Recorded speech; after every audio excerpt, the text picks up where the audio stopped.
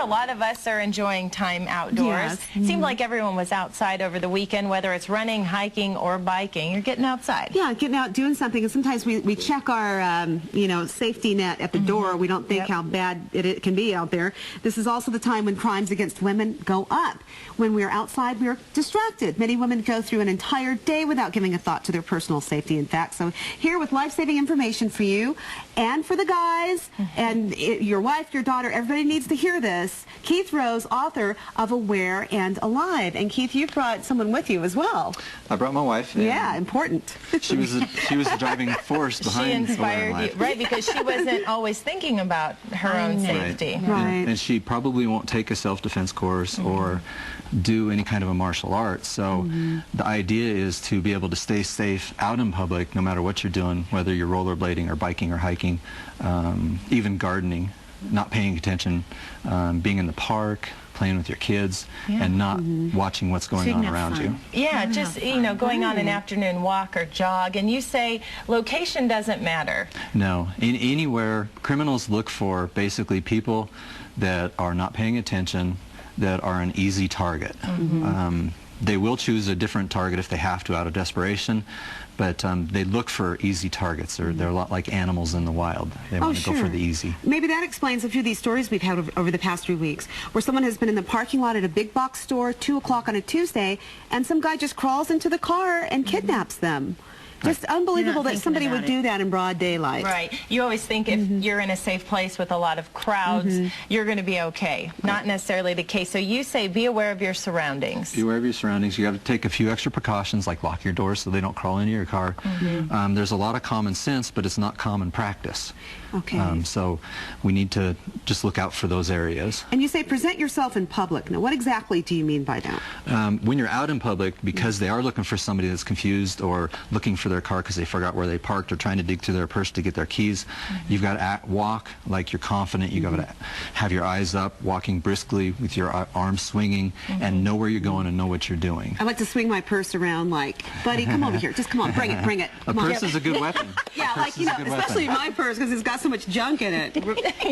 It's probably quite heavy. Yeah. I carry a Swiss Army knife myself. It's a little tiny thing that I use for nails, but I like to stick out the little knife on there and just walk with it in my hand just in case. Do you recommend stuff like that, pepper spray or? Personal deterrents work really well. So you've got pepper spray, you've got personal tasers, that type of stuff. They do work.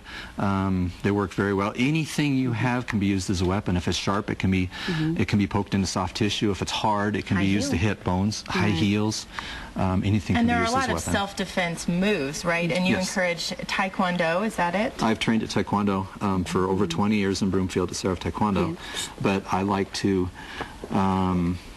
use awareness to get away from having to defend myself. Okay, show us the best move for people who maybe aren't adept at Taekwondo.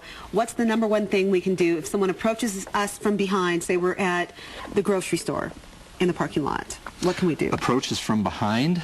Yes. Okay. Well, if #1 you should know that they're there in the first place. So when you step right here. So when somebody's behind you, you've got to know that they're there. You can't just be doing your thing. If they grab onto you, the best thing that somebody can do is the arm has to come up, and it swings. It just swings over to knock it away. Okay. Okay, and you turn your body at the same time.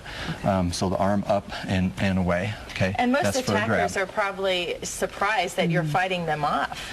Yes, they're looking for people that don't want to engage them. They want an easy victim, an easy target. But if you put up a fight, they will typically they'll either struggle more or they might just forget about the whole thing. And you'll cause a lot of attention, especially Screaming, in a public yelling, place. Screaming, yelling. But even the big movement, can he show the grabbing one? Because I was really, I liked another one that would be one a is lot. if you get grabbed from the front, she tries just to get away without doing any kind of move. See, it's really hard. So what you've got to do is you've got to turn the smallest part of the wrist between the finger and the thumb, and then she can pull right out of it easily. Okay. Oh, interesting. So that's the weakest part of the grip, and that's the smallest part of the arm. Can you kick them? But I would never. Kick them in the shin like Can you hit them with Shaw's purse? Yes. And what you do, the best target are the eyes, actually. because if you go for the eyes, I've got to defend.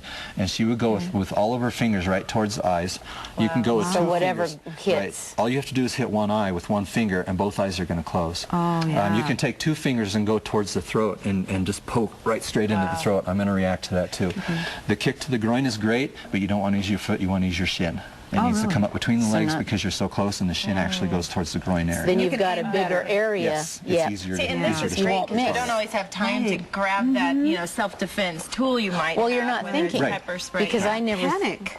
Or Well, if you yeah. have your keys when you walk out to your car, I don't recommend interlacing them in your fingers, but your keys work as a whip. Okay. Okay, well, thank you so much for coming on. We really appreciate it. We're going to try to remember those things, very simple moves. Should someone actually, because it can happen to any of us. We've seen that right here on Good Day Colorado in the newscasts. It can happen to anybody. So for more information about Keith and his book, Aware and Alive, go to our website, myfoxcolorado.com. Look for the As Seen on tab under Good Day. Thank Good you. stuff. That was very helpful. Good stuff. Just ahead on Good Day Colorado, interpreting